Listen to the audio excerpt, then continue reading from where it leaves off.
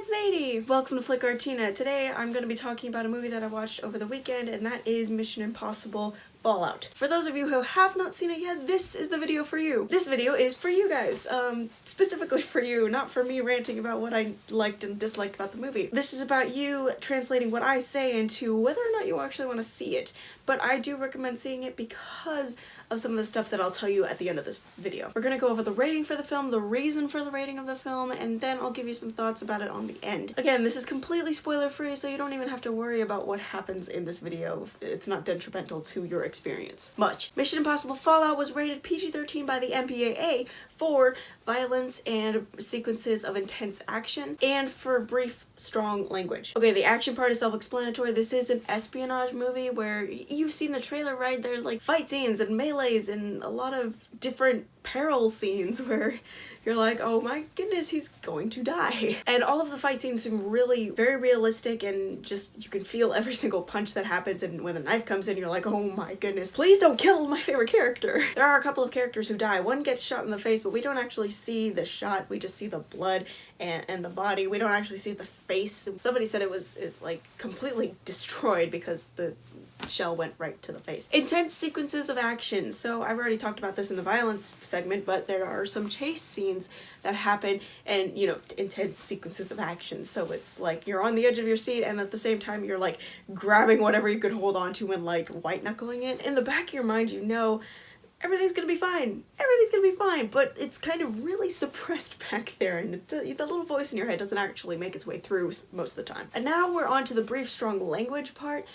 I didn't notice a ton of strong language. There is one F-bomb that is dropped, just warning you guys, it's a PG-13 movie, they have a rule of 1. There are some films where like the language is the main part of the movie and you're just kind of watching like, okay, they really utilizing all of their words in the list that they can use frequently. But I was glad to see that this film did not have a whole ton of language that was like really highlighted. I'm gonna pull up the frequency chart and we're gonna rate this film on how frequent these elements were. The stuff that I just explained, I'm just gonna tell you how frequent they are. These numbers are not completely accurate, they're just what I estimate. From all of the elements of the PG-13 rating put together and how frequent they were, I'm gonna rate this about an 8. And it's mostly for the action. It's not for the language, it's for the action mostly. My like is 7.8, but 8.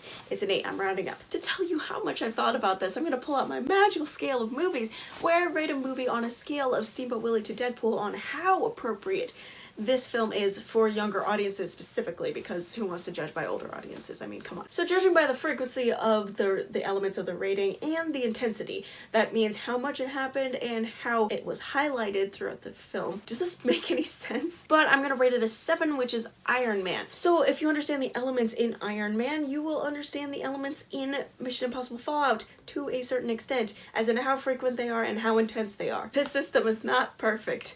Okay, please don't take this as law. Now that that's all done, I'm going to go into stuff that you will be looking forward to in this film. Just this is an actual movie review part of the video, so still no spoilers, but that spoiler talk will be in the next video somewhere. If you click on the screen, there should be a card somewhere. As I said in the beginning of this video, I did like this film a lot. It was really totally unexpected to me. I didn't like it as much when I like first got out of the theater, but once I started analyzing it and thinking about it more, it's really a well done movie, and just seeing other people's reactions from it, from other YouTuber reviewers, I really do enjoy it, and I have a more appreciation for the directors and the actors and the producers and people who worked on this film. This was a really well done film overall, like the entire film. There were no throwaway scenes that I was just like, they didn't really need that.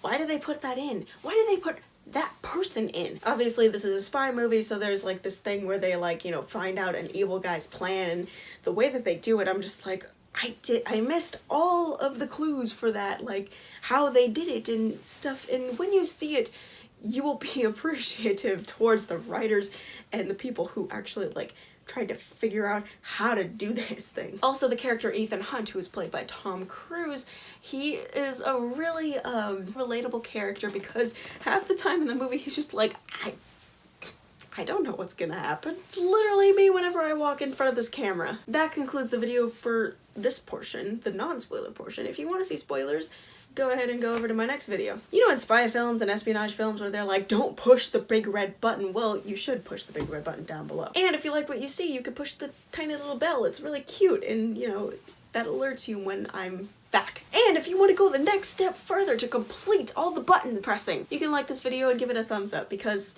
who doesn't like a thumbs up? As always, thank you guys for watching and have a great random Thursday. The question of the week is actually in the next video over, which is the spoiler rant for this film. So if you want to answer the question of the week, watch the spoiler rant and answer it in the comments down below. I will see you guys on the other side of the screen. Bye!